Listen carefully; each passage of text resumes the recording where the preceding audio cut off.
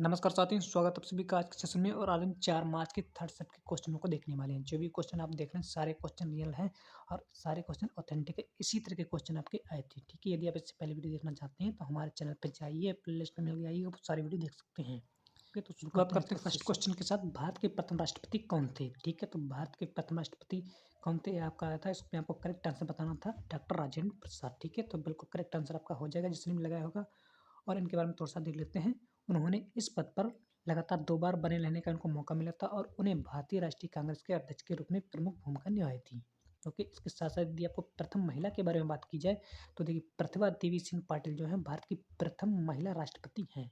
Okay, Bharat की स्वतंत्रता से लेकर अब तक 15 राष्ट्रपति हो चुके हैं और जो प्रतिभा देवी पाटिल हैं ये भी जो है 2 बार राष्ट्रपति पद पर रह चुकी हैं। ओके, और जो अभी तक जो है कुल जो है 15 राष्ट्रपति हो चुके हैं। ठीक है, और जो 15वें नंबर की वर्तमान राष्ट्रपति हैं उनका नाम है द्रौपदी मुर्मू, जिन्हें 25 जुलाई 2022 को उन्होंने अपना पदभार ग्रहण किया था।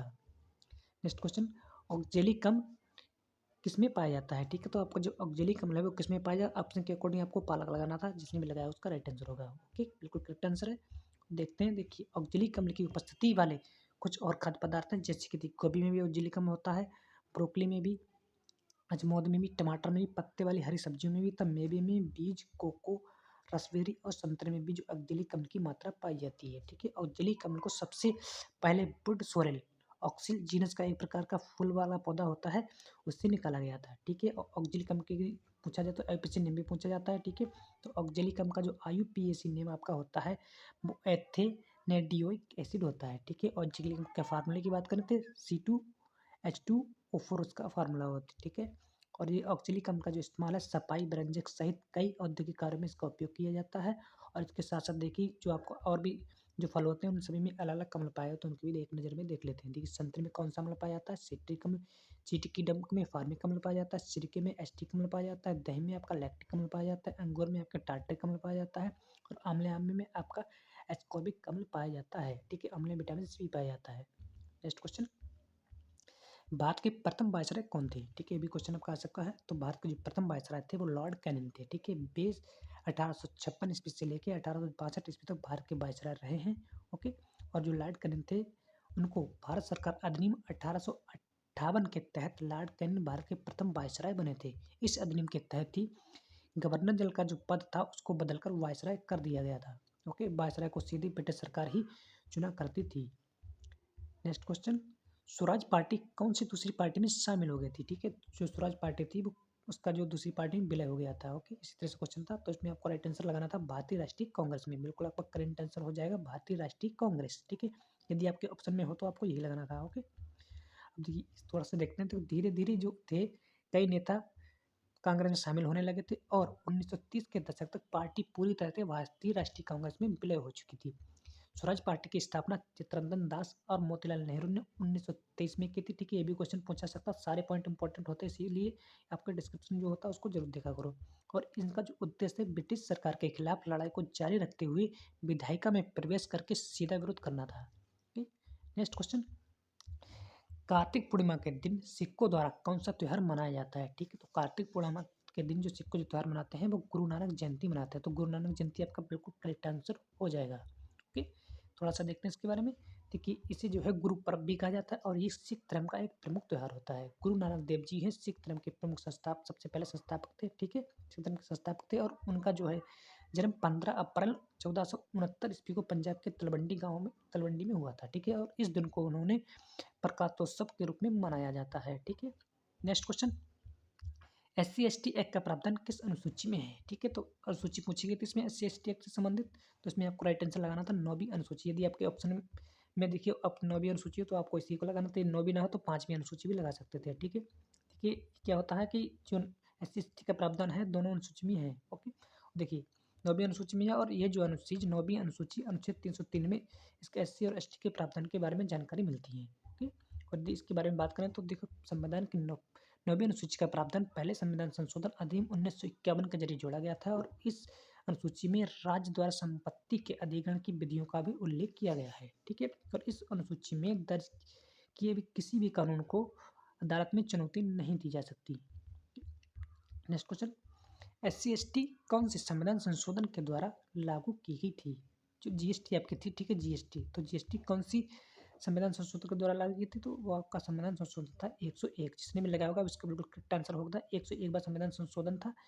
जीएसटी के बारे में थोड़ा सा देख लेते हैं। देखिए जो आपकी जीएसटी थी वह है संविधान संशोधन अधिनियम 101 बार संशोधन अधिनियम 2016 के माध्यम से जीएसटी को प्रभावी किया गया था, ठीक है। और यह जो आपका था 1 जुलाई 2017 से पूरे देश में प्रभावी हो गया था, पूरे देश में लागू हो गई थी, ठीक है। इसके तहत जो केंद्र तथा राज्य सरकारों के अलग अलग करों को मिलाकर एक समान कर प्रणाली बनाई गई थी, ओके।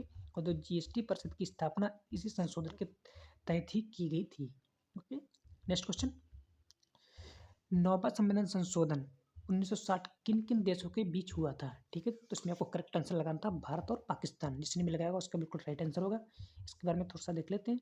देखिए, इन समझौते के तहत ये जो समझौता हुआ था 1960 में, भारत के कुछ क्षेत्र पाकिस्तान को दे दिए गए थे और इस समझौते जो था 10 सितंबर 1958, 23 अक्टूबर 1959 और 11 जनवरी 1960 को हुए थे। 3 बार ये समझौता हुआ था, ठीक है। और इन समझौते के तहत असम, पंजाब, पश्चिम बंगाल, त्रिपुरा की सीमाओं से जुड़े विवादों का भी निपटारा किया गया था।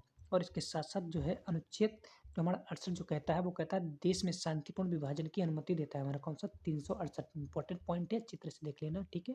नोट डाउन या कर लेना।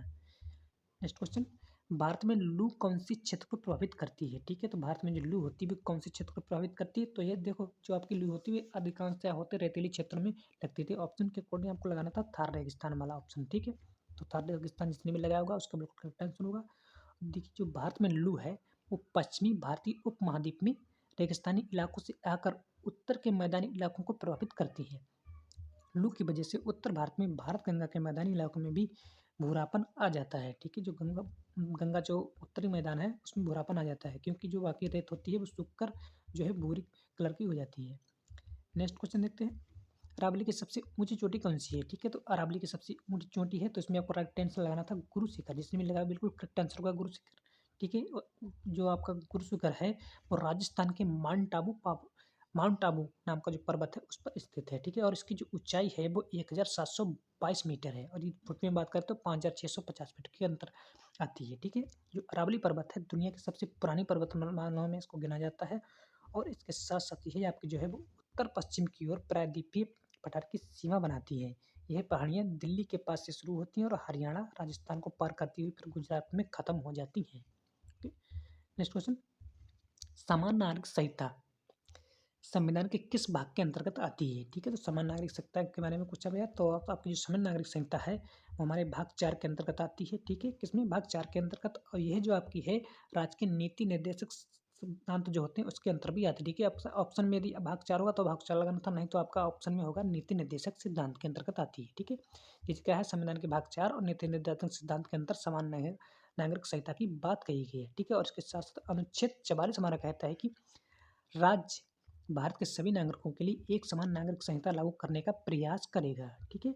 और इसका उद्देश्य है कि धर्म, जाति, लिंग और समुदाय के आधार पर भेदभाव को समाप्त करना और समान कानून प्रणाली लागू करना, ओके। देखिए वर्तमान में भारत में विभिन्न धर्मों के अलग अलग व्यक्तित्व के कानून हैं लेकिन समान नागरिक संहिता लागू होने पर सभी नागरिकों के लिए एक ही समान कानून होगा। किसी भी धर्म का कोई अलग कानून नहीं होगा, ठीक है। केवल समान नागरिक यूसीसी होगी, उसी के अकॉर्डिंग सभी को कार्य करने होंगे।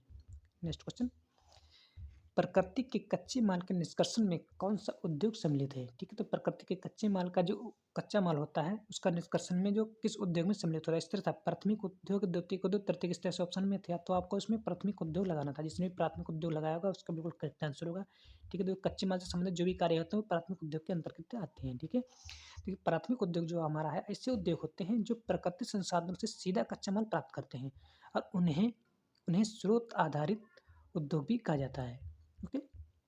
नेक्स्ट क्वेश्चन, 1951 में नई आर्थिक नीति के तहत उदारीकरण निजीकरण का उद्देश्य क्या था? ठीक है, तो उदारीकरण निजीकरण आया था उसका उद्देश्य क्या था, किस उद्देश्य से की गई थी? जिसमें आपको करेक्ट आंसर लगाना था भारतीय अर्थव्यवस्था को वैश्वीकरण के फायदे से जोड़ना, ठीक है। वैश्वीकरण के जो फायदे से जोड़ना था इसका मुख्य उद्देश्य, ठीक है।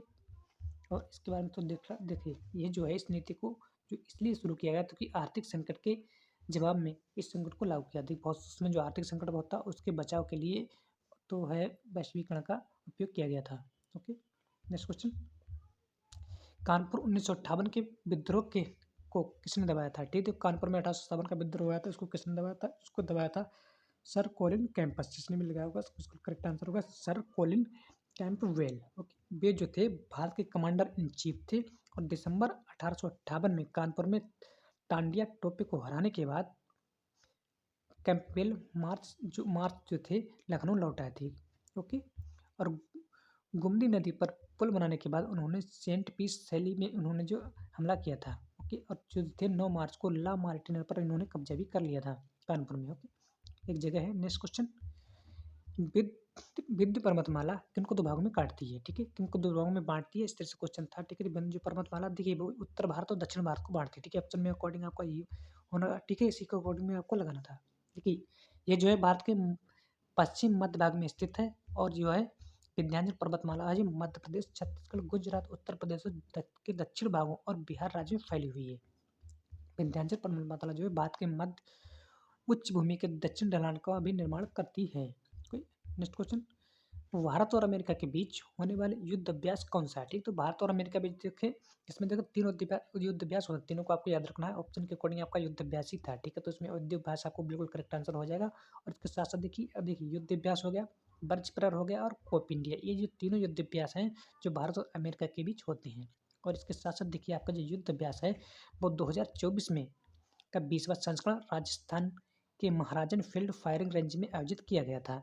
और इन अभ्यास ने दोनों देशों की सेना में हथियारों की तकनीकी साझा की तथा दुश्मनों के ठिकानों पर भी हमला किए। नेक्स्ट क्वेश्चन, इकोनॉमी से प्राथमिक क्षेत्र और द्वितीय क्षेत्र तृतीय क्षेत्र क्वेश्चन थे। ठीक है, इकोनॉमिक वाला था तो इसमें देखिए एक क्वेश्चन तो करेक्ट नहीं मिला, नहीं इसी तरह से क्वेश्चन थे। ठीक है, प्राथमिक क्षेत्र द्वितीय क्षेत्र के बारे में कुछ क्वेश्चन थे। तो देखिए क्या होगा इसमें, देखिए जो प्राथमिक द्वितीय तृतीय क्षेत्र उनकी परिभाषा को एक बार एक अच्छी तरह से देख लेना। ठीक है, क्योंकि आपको इससे बहुत ही हेल्प मिलेगी। ठीक है, प्राथमिक क्षेत्र देख क्या होते हैं, देखिए प्राथमिक क्षेत्र में कृषि होगी, वानिकी, पशुपालन, मछली पालन, मुर्गी पालन तथा खनन आदि जो कार्य होते हैं प्राथमिक क्षेत्र के अंतर्गत आते हैं। ठीक है, द्वितीय क्षेत्र की यदि बात करें तो द्वितीय क्षेत्र में देखिए आपके उत्खनन और विनिर्माण जो कार्य हैं द्वितीय क्षेत्र के अंतर्गत आते हैं। इसके बाद में यदि हम तृतीय क्षेत्र की बात करें तो देखिए आपका तृतीय क्षेत्र में क्या आता है, व्यापार आता है, परिवहन आता है, संचार आता है, बैंकिंग आती है, शिक्षा, स्वास्थ्य, पर्यटन सेवाएं, बीमा आदि जो है तृतीय क्षेत्र में इसको शामिल किया गया है। ओके, इसके साथ आपके सारे क्वेश्चन समाप्त होते हैं। यदि आपको वीडियो अच्छा लगा तो वीडियो को लाइक करें, चैनल को कर लें सब्सक्राइब। हाँ, यदि आपको पीडीएफ चाहिए तो कमेंट बॉक्स में जरूर बताएं।